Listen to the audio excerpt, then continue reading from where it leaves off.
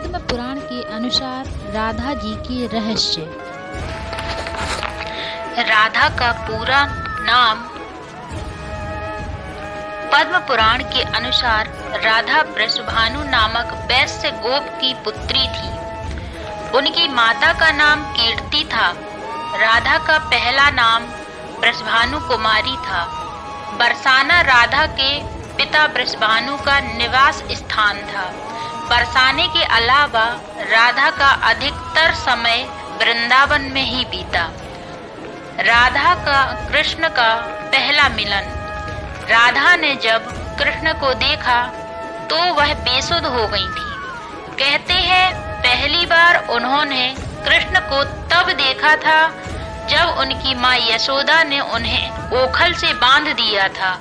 कुछ लोग कहते हैं कि वह पहली बार गोकुल अपने पिता वृषभानु के साथ आई थीं। तब श्री कृष्ण को पहली बार देखा था। कुछ विद्वानों के अनुसार संकेत तीर्थ पर पहली बार दोनों की मुलाकात हुई थी। पूर्व जन्म से तय था मिलना।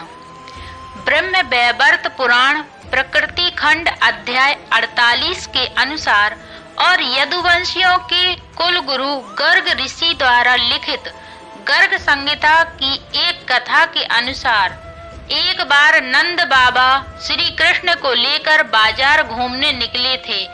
उसी दौरान राधा और उनके पिता भी वहां पहुंचे थे। दोनों का पहली बार मिलन हुआ था। उस दौरान दोनों की ही उम्र बहुत छोटी थी। उस स्थान को सांकेतिक तीर्थ स्थान कहते हैं। संकेत का शब्दार्थ है पूर्व निर्दिष्ट मिलने का स्थान। मान्यता है कि पिछले जन्म में ही दोनों ने यह तय कर लिया था कि हमें इस स्थान पर मिलना है। यहाँ हर साल राधा के जन्म यानी राधा अष्टमी से लेकर अनंत चतुर्दशी के दिन तक मेला लगता है। राधा कृष्ण का विवाह। गर्ग संहिता के अनुसार एक जंगल में स्वयं ब्रह्मा ने राधा और कृष्ण का गंधर्व विवाह करवाया था। श्री कृष्ण के पिता उन्हें अक्सर पास के भंडिर ग्राम में ले जाया करते थे। वहां उनकी मुलाकात राधा से होती थी। एक बार की बात है, जब वे अपने पिता के साथ भंडिर गांव गए तो अचानक तेज रोशनी चमकी और मौसम बिगड़ने लगा। कुछ समय में ही आसपास सिर्फ और सिर्फ अंधेरा छा गया। इस अंधेरे पर पारलौकिक शख्सियत का अनुभव हुआ। वह राधा रानी के अलावा और कोई नहीं था। अपने बाल रूप को छोड़कर श्री कृष्ण ने किशोर रूप धारण कर लिया और इसी जंगल में ब्रह्मा जी ने विशाखा और ललिता की उपस्थिति में राधा कृष्ण का गंधर्व विवाह करवा दिया। विवाह के बाद माहौल सामान्य हो गया तथा राधा, ब्रह्मा, विशाखा और ललिता अंतर ध्यान हो गए। असल में इस वास्तविक घटना को अलंकृत कर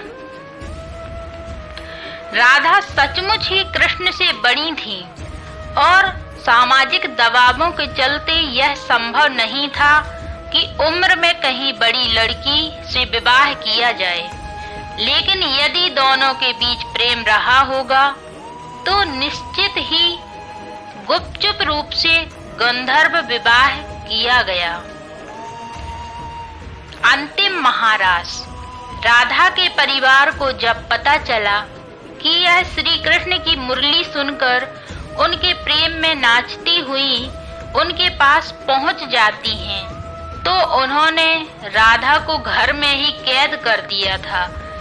तब श्री कृष्ण ने अपने साथियों सहित एक दिन उन्हें रात में कैद से मुक्त कराकर उद्धव और बलराम सहित अन्य सखियों के साथ रात भर नृत्य किया था। यह रात पूर्णिमा की रात थी। जब महारास हुआ था, बाद में राधा की माँ के कक्ष में गई तो राधा उन्हें वहां सोती हुई मिली। कहते हैं कि उस वक्त श्री कृष्ण को दो ही चीजें सबसे ज्यादा प्रिय थीं, बांसुरी और राधा। कृष्ण की बांसुरी की धुन सुनकर राधा के जैसे प्राण ही निकल जाते थे। कई जन्मों की स्मृतियों को कुरेदने का प्रयास होता था और वह श्री कृष्ण की तरफ खींची चली आती।